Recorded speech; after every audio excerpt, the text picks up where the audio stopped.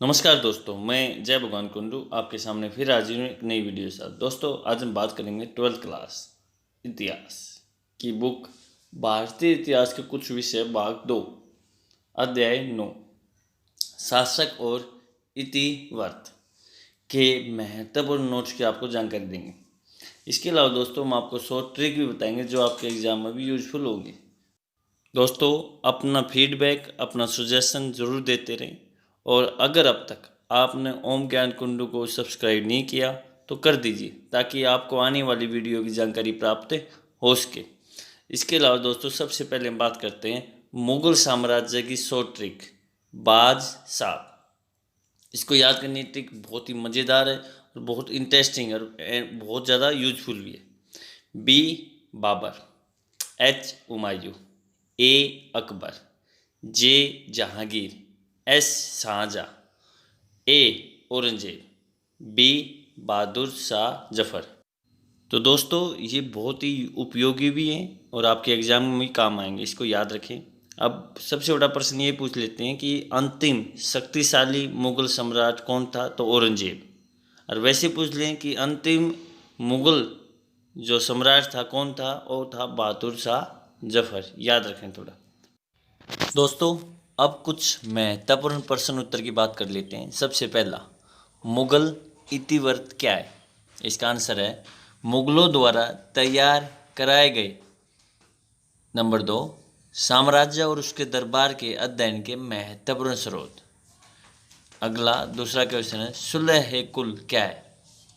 इसका आंसर है अकबर की धार्मिक नीति है, जिसका अर्थ है पूर्ण शांति। इसका आदेश था शांति और स्थायित्व के स्रोत के रूप में। बादशाह सभी धार्मिक और जातीय समूह से ऊपर था और वह शांति एवं न्याय सुनिश्चित करता था। तो ये 2 प्रश्न है। इसके अलावा कुछ और अन्य महत्वपूर्ण प्रश्न के आपके बता दें। किताब खाना क्या है? किताब खाना जिसका अर्थ है पुस्तकालय। जैसे वर्तमान में आज पुस्तकालय, उसको पहले एक किताब खाना कहा जाता था मुगल साम्राज्य में। ये एक ऐसी जगह थी जहाँ बादशाह की पांडुलिपियों का संग्रह रखा और नई पांडुलिपियों की रचना की जाती थी। पांडुलिपि होती है जो हाथ से लिखी होती थी।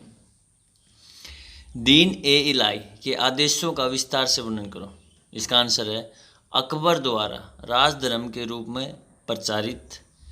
नंबर 2, ईश्वर एक है, अकबर पैगंबर के प्रतिनिधि। नंबर 3, अल्लाहू अकबर का उच्चारण। नंबर 4, इसके अनुयायियों द्वारा अग्नि को पवित्र और सूर्य देव की पूजा। नंबर 5, सभी धर्मों का सम्मान। नंबर 6, जीवन भर अपने संकल्पों का पालन।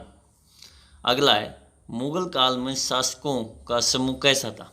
इसका आंसर है नंबर 1, मुगल अभिजात वर्ग में विभिन्न जातियों और धार्मिक समूहों से नियुक्ति होती थी। नंबर 2, यह एक गुलदस्ते की तरह था। नंबर 3, तुरानी, ईरानी, राजपूत, भारतीय मुसलमान इसमें शामिल थे। अगला, मुगल प्रांतीय प्रशासन के बारे में विस्तार से बताइए। नंबर 1, प्रांतीय सरकार का प्रमुख गवर्नर होता था और गवर्नर को उस समय सूबेदार भी कहा जाता था। गवर्नर सीधा बादशाह को प्रतिवेदन प्रस्तुत करता था। नंबर 3, प्रांत सरकारों में बटे हुए थे। 4, सरकार परगनों यानी जिलों में विभाजित थे जो कानूगो, चौधरी और काजी की देखरेख में थे। नंबर 5, प्रत्येक विभाग को कार्यालय लिपिकों की सहायता प्राप्त की। अगला, अकबर की धार्मिक नीति के बारे में विस्तार से बताइए। नंबर 1, अकबर सभी धर्मों को समान समझता था। नंबर 2, धर्मनिरपेक्ष दृष्टिकोण था। नंबर 3, विभिन्न धर्मों के लोगों से संवाद। नंबर 4, सभी धार्मिक संप्रदायों को स्वतंत्रता। नंबर 5, सभी धर्मों को आर्थिक सहायता भी दी जाती थी। और नंबर 6, सुलह कुल को आदर्श माना जाता था। तो ये थी अकबर की धार्मिक नीति। इसके अलावा मुगलों के अंतर्गत वास्तुकला के बारे में बताइए। नंबर 1, बाबर हुमायूं को निर्माण का समय नहीं मिला। अकबर ने आगरा का किला, फतेहपुर सीकरी में नई राजधानी, बुलंद दरवाज़ा, सलीम चिश्ती का मकबरा बनवाया था। इसके अलावा पंचमहल, जोधाबाई एवं बीरबल का महल बनवाया। नंबर 4, जहांगीर ने अकबर का मकबरा बनवाया था। सिकंदरा आगरा में बनवाया। 5, शाहजहाँ जामा मस्जिद, लाल किला और ताजमहल। और छठा है औरंगजेब, शाही मस्जिद लाहौर में इन्होंने बनवाई थी। अगला, अकबरनामा पर विशेष, ये बहुत इंपॉर्टेंट है। अकबरनामा के जो लेखक हैं वो अबुल फजल। अकबरनामा अकबर के बारे में, अकबर इससे बहुत प्रभावित हुआ था अबुल फजल से और उसे अपना सलाहकार नियुक्त किया। 1589 में शुरू कर अबुल फजल ने अकबरनामा पर 13 साल तक काम किया। यह ऐतिहासिक घटनाओं के वास्तविक विवरणों, शासकीय घटनाओं व जानकार व्यक्तियों के मौलिक प्रमाणों पर आधारित है। इसमें अकबर के साम्राज्य के भौगोलिक, प्रशासकीय, सामाजिक पक्षों का विवरण दिया गया है। इसके अलावा ये 3 जल्द में विभाजित है अकबरनामा। पहले 2 में इतिहास है, तीसरा जो जिल्द है वो आईने अकबरी। पहला जिल्द अकबर के मानव जीवन के शुरू से लेकर अकबर के जीवन के 30 वर्षों तक का वृत्तांत है, इसके बारे में बताया गया। दूसरा जिल्द के बारे में अकबर के शासनकाल के 40 में यानी 1601 ईस्वी तक की घटनाओं का वर्णन किया गया है।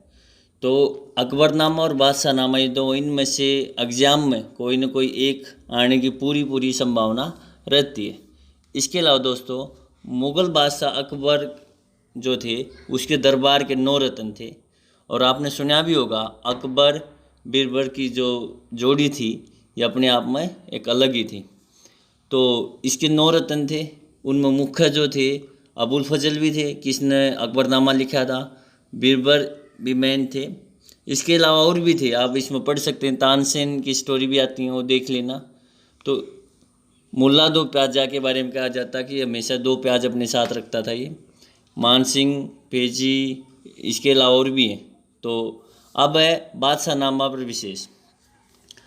इसके लेखक हैं अबुल फजल के जो शिष्य, जो स्टूडेंट थे, अब्दुल अहमद लाहौरी। ये भी एक सरकारी इतिहास है जैसे अकबरनामा है। इसकी भी 3 जल्द है, उसकी भी 3 और इसकी भी 3 है, याद रखना। प्रत्येक 3 जल्दें 10 चंद्र वर्षों का विवरण देती है। लाहौरी ने बादशाह के शासन के पहले 20 साल के बारे में लिखा। बुढ़ापे के कारण अब्दुल हमीद लाहौरी तीसरा दशक नहीं लिख सका। फिर बाद में इतिहासकार वारिस ने इसे लिखा था। मुग़ल राजस्व के आदर्श के तत्वों का विस्तार से वर्णन करो। नंबर 1, देवीय प्रकाश की अवधारणा। इसके अनुसार एक पदानुक्रम के तहत ये दिव्य प्रकाश राजा को प्राप्त होता था, किसके बाद राजा अपनी प्रजा के लिए आध्यात्मिक मार्गदर्शन का स्रोत बन जाता था। नंबर 2, एकीकरण का स्रोत। सुलह कुल को आदर्श लागू किया गया। नंबर 3, मुग़ल अभिजात वर्ग में सभी वर्गों का शामिल किया गया। धर्मनिरपेक्ष नीति, सामाजिक अनुबंधन के रूप में न्यायपूर्ण कार्य। अगला है मुग़ल दरबार के दैनिक कार्यों और विशेष उत्सव के बारे में बताइए। जो नंबर 1, शासक पर केंद्रित दरबार की भौतिक अवस्था ने शासक के अस्तित्व को समाज के हृदय के रूप में प्रदर्शित किया। नंबर 2, राज सिंहासन सत्ता का केंद्र होता था। नंबर 3, दरबार में किसी की हैसियत उसके राजा के पास या दूर बैठने से निर्धारित होती थी। नंबर 4, शासकों से किए गए अभिवादन। नंबर 5, दरबारी समाज में सामाजिक नियंत्रण का व्यवहार। नंबर 6, राजनयिक संबंधी नयाचारों में सुस्पष्ट था। इसके अलावा नंबर 7, बादशाह के दिन की शुरुआत व्यक्तिगत सामाजिक प्रार्थना से, फिर झरोका दर्शन यानी खिड़की होती थी, खिड़की टाइप मुझ से, उसके बाद इसके बाद सरकार के प्राथमिक कार्यों का संचालन किया जाता था और उसके बाद गोपनीय विषयों पर चर्चा भी होती थी और लास्ट में है त्योहारों और उत्सवों को बनाया जाता था धूमधाम से।